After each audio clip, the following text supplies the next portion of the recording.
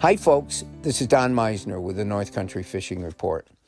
You know, in fishing the different waters that we have, I really want to make a point that the tips that we pass on or the reports that I give you of different areas where the fish are really doing well, fishermen are going out and catching fish, keep in mind that in every body of water, there's different sections of that waterway that have different populations of fish and really different characteristics of the fishing that you can enjoy. And I know maybe this sounds very wordy or I don't want any of this to be unclear, but let me just take the Raquette River for an example, because I've spent a lot of time this year on the Raquette River. And I got to tell you, folks, there's so many areas that have wonderful fishing on that river that I don't think get fished by hardly anyone. But anyway, there's parts of the river, there's sections, let's say mile or 2 mile sections, where there is a fantastic population of big smallmouth bass. I mean, bigger on average than the average bass that I get in any of the other tributaries. And yet you'll go to another section of that river that may be separated by dams or something, but you'll find completely different characteristics. And I talked about in another report about a wonderful area that we discovered that was absolutely beautiful and sensational, but the population of bass was different. And I'm not sure why. I'm not sure why there didn't seem to be big bass in that area. I'm not sure why that the population density was much less than in another area. But you'll find that in any body of water that you go to, that one section might hold a lot of fish and another section doesn't. And part of this, too, is there's structural characteristics to the world that the fish live in that we might be able to see.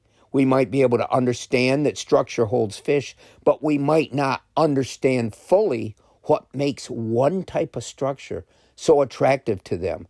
And another area that looks the same to us, that appears to be the same, doesn't hold fish. Part of it is the schooling nature of fish. They follow each other.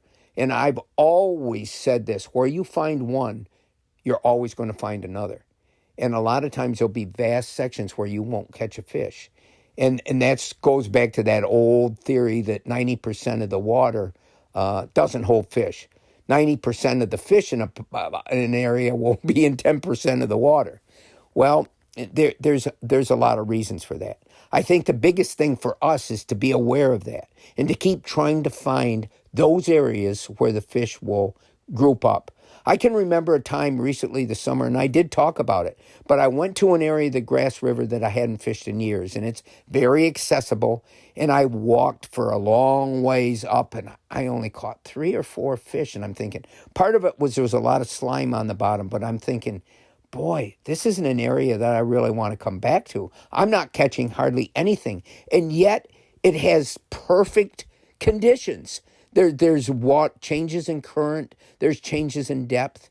And I was coming back to the car, and I got to a spot, and I just happened to look, and I saw the water had dropped off tremendously. Right next to my feet, it looked like if I stepped a little bit to the left, I would go way in over my boots, maybe over my head. And I thought, wow, this is different. There must be fish holding there.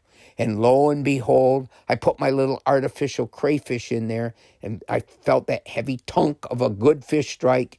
And for the next 20 minutes, I caught 3 of the biggest smallmouth I had seen in weeks. And one of them may be the biggest smallmouth I ever caught out of the Grass River. And I caught some other fish in there too. They had schooled up in that one particular section that was a small part of a much longer section that I didn't do very well in.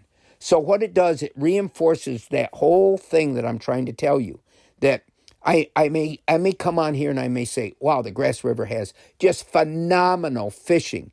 And I can go down, and I've had days where I've caught over 100 bass, most of them small, in a given period of time that I was fishing. I can go back to that same area that I discovered that was so wonderful, and the fish had moved. And the groups of fish that frequented or lived or hunted in that area were gone.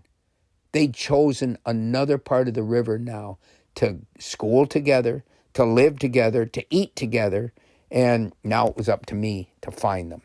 And this is the nature that no matter what body of water we fish, there's going to be different areas that are better than others. Until next time, folks, this is Don Meisner with the North Country Fishing Report.